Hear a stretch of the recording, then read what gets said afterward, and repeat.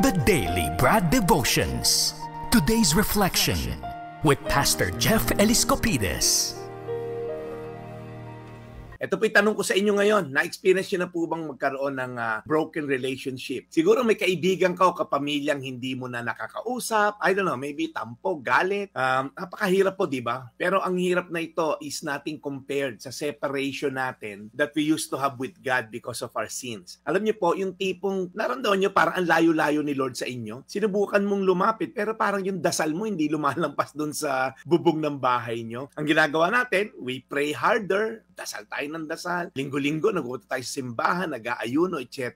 Pero tila bagang ang layo-layo niya sa atin. Ito po yung good news. Si Lord po yung gumawa ng hakbang. Siya po gumawa ng first move para ayusin yung relasyon niya sa atin. Sabi po sa 2 Korinto 5:18, ang lahat ng ito'y gawa ng Diyos na nagpanumbalik sa atin sa Kanya sa pamamagitan ni Kristo. At ibinigay niya sa amin ang tungkuling papanumbalikin ang mga tao sa Kanya. We were reconciled daw po to God through Christ. At binigyan daw po tayo, mga na-reconcile kay Jesus, binigyan daw tayo ng ministry of reconciliation. Grabe, no? Hindi tayo ang lumapit sa Diyos. Siya po ang gumawa ng paraan. Ipinadala daw niya ang kanyang bugtong na anak na si Kristo para tayo ma-restore sa relationship na nasira because of sin. At ngayon po, as we celebrate this season of Christmas, tandaan po natin ito po ay season of reconciliation. Dahil po sa ating pagiging makasalanan, nag-create po yan ng gap na hindi natin kayang punan sa ating sariling kakayanan. Pero dahil sa sakripisyo ni Jesus sa krus ng Kalbaryo, napunan po yung puwang na to at bunsod na to na reconcile po tayo sa Diyos. Tayo na dating malayo sa Diyos dahil sa ating sinful nature, natabunan to ng sakripisyo ni Jesus na ginawa niya para sa atin. Kaya nga po may full access tayo ngayon sa Diyos. We can pray. Dati po noong unang panahon, dadaan pa sa high priest and all,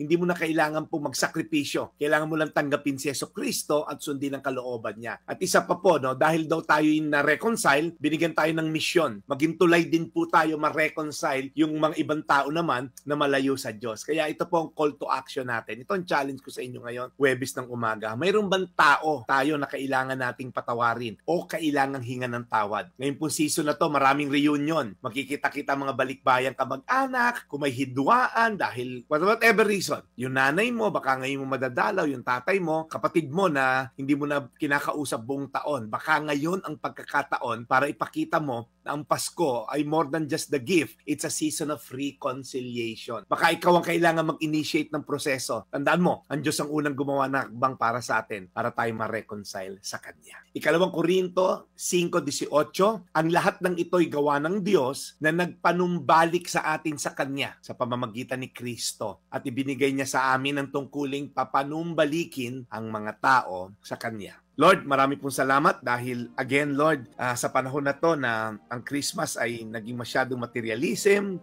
mas kilala pa ng mga bata si Santa Claus kaysa sa iyo, Jesus. Kaya Panginoon, nawa ay maibalik namin ang tamang reason for the season. This is a season of love, a season of reconciliation. So kung may mga tao, Lord, na kailangang magpatawad, kailangang humingi ng tawad, ito ang perfect timing dahil ang pagdating ng iyong anak ay simbolo ng pagpapatawad mo sa amin. Salamat, Lord, sa iyong pagpapanumbalik sa aming relasyon sa iyo sa pamamagitan ng iyong anak na si Kristo. Ito po aming dalangin sa pangalan ni Jesus. Brad Devotions. Amen. Today's reflection with Pastor Jeff Eliscopides.